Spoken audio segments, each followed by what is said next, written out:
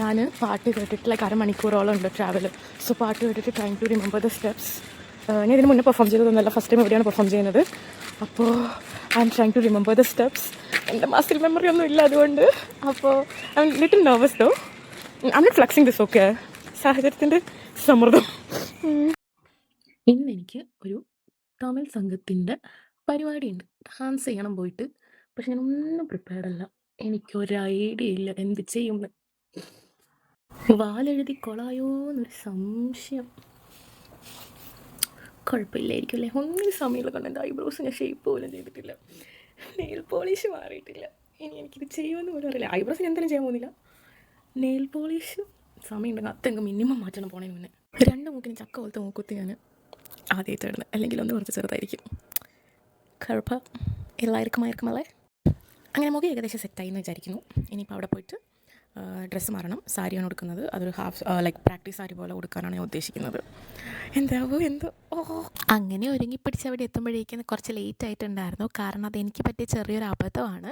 ഞാൻ transportation estimate ചെയ്ത time ചെറുതായിട്ടൊന്ന് മാറിപ്പോയി. ബട്ട് എനിവേസ് അവിടെ ചെന്നതും ഷടപടേ എന്ന് പറഞ്ഞിട്ട് ഞാൻ ദേ സാരിയൊക്കെ എടുത്തു. 5 മിനിറ്റ് ഉണ്ട് കേട്ടോ ഞാനിത് കൊടുത്തത്. എനിക്ക് തന്നെ വിശ്വസിക്കാൻ പറ്റുന്നില്ല. അങ്ങനെ വൃത്തികേടൊന്നുമില്ല, എനിക്ക് സാറ്റിസ്ഫൈഡ് ആയിരുന്നു കേട്ടോ ഞാൻ സാരിയൊക്കെ എടുത്തപ്പം. എന്താണെങ്കിലും ആൾക്കാരൊക്കെ വരാൻ അത്യാവശ്യം ലേറ്റ് ആയിട്ടുണ്ടായിരുന്നു. അപ്പം 11 മണിക്കൊന്നും പരിപാടി സ്റ്റാർട്ട് ചെയ്തിട്ടുണ്ടായിരുന്നില്ല. ഒരു 11:30-11:45 ആയിട്ടുണ്ടായിരുന്നു.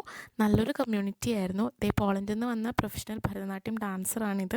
അങ്ങനെ അത്യാവശ്യം നല്ല പരിപാടികളൊക്കെ ഉണ്ടായിരുന്നു. എൻ്റെ ഡാൻസ് അങ്ങനെ കുഴപ്പമില്ലാണ്ട് കഴിഞ്ഞു. അങ്ങനെ ഭയങ്കര അടിപൊളിയായിട്ടൊന്നും ഞാൻ പറയുന്നില്ല, പക്ഷേ ഐ വാസ് സാറ്റിസ്ഫൈഡ്. കുഴപ്പമുണ്ടായിരുന്നില്ല എൻ്റെ പ്രാക്ടീസും ഇതൊക്കെ വെച്ച് നോക്കുമ്പോൾ.